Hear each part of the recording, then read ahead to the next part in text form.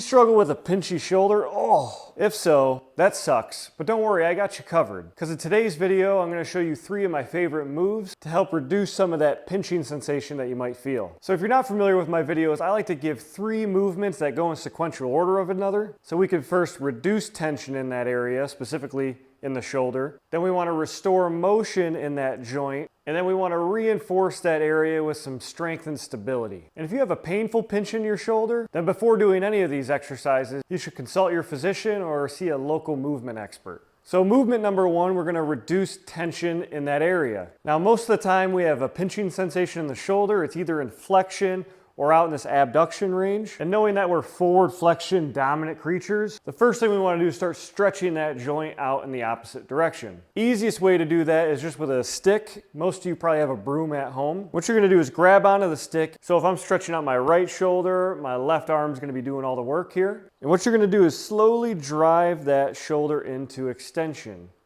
Now, if you've never done this before, just explore with the first rep how much range you have. For me, I'm running out of real estate right around here. And then we're going to rep out a good 10 to 20 of these. So if you have a lot of limitation, don't be a hero. As you ease into this, you should be able to go further and further until you're really maximizing that stretch. It's totally normal to feel a stretch on the front of the shoulder or even into the bicep a little bit. And if you have any pain associated with this, again, don't be a hero. Just take what your body will give you. As you practice this over time, it should start to open up. So that was move number 1, again, designed to help reduce some of that tension and pre-loosen the shoulder joint. Move number 2, we're going to restore that motion through the shoulder. Specifically, we're going to be working on our shoulder rotation. Since the shoulder is the most mobile joint in the body, and it's a ball and socket joint, it utilizes a ton of rotational range. We want to make sure we maximize that.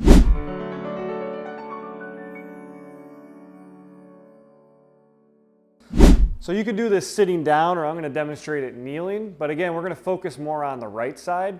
So what you're going to do is bring your arm up like you're going to give someone a high five. And then from here, you're going to squeeze your fist and kind of clench your whole arm. And then we're just going to start to rotate through the shoulder joint. So I'm going into that internal rotation, trying to carve out as much of that range as I can until I run out of real estate right around here. I don't want to compensate through the shoulder blade, so I just want to go as far as that shoulder joint will let me. And then we're going to reverse it and then go into that external rotation range.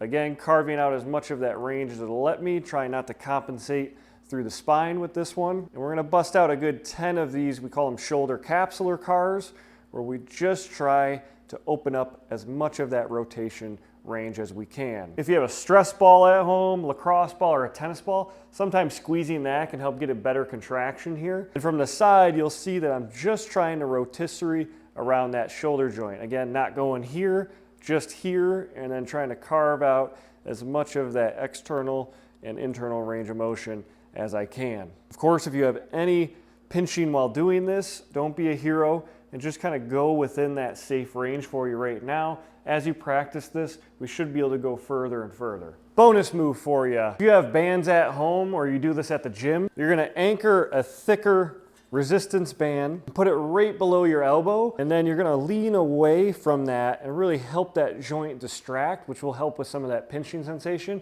And we could do that same exact capsular car exercise, but with that distraction force at the same time. So if you have the equipment to do this, this could really help take your shoulder health to the next level.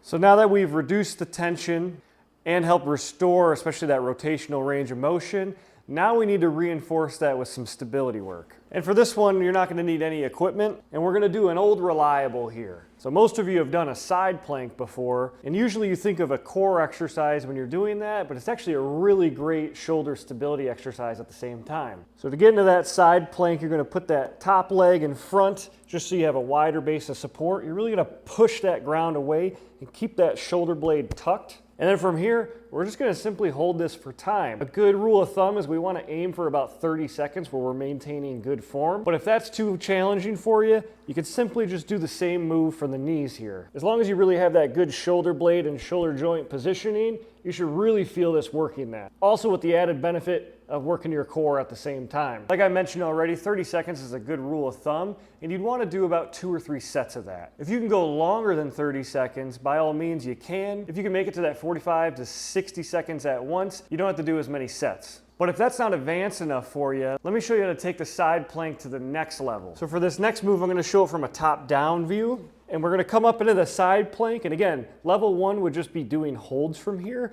but level 2 would be doing what we call a rotisserie plank. So now I'm gonna slowly rotate my body over the top here, really trying to maintain that good shoulder blade position, and then slowly roll back. Nice, slow, controlled movement here. So I'm thinking about a good 3-second roll over the top, hold it for a second or two, and then slow, controlled 3 seconds on my way back.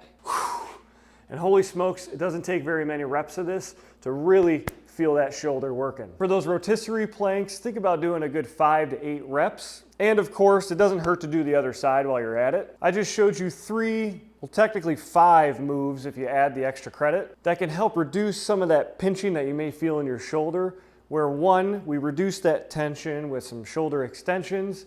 2, we restored that joint range of motion, specifically rotational range of motion with these shoulder capsule cars. And then number 3, we reinforced that stability with a good old classic side plank.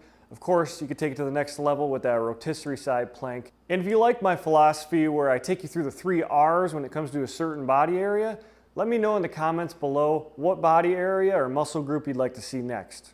And don't forget to check out my 14-day free trial to my Mobility Suite membership, where I have a ton of mobility and prehab programs already made for you. So check that out if you haven't already. And of course, don't forget to like, subscribe, share with your friends, and keep it moving.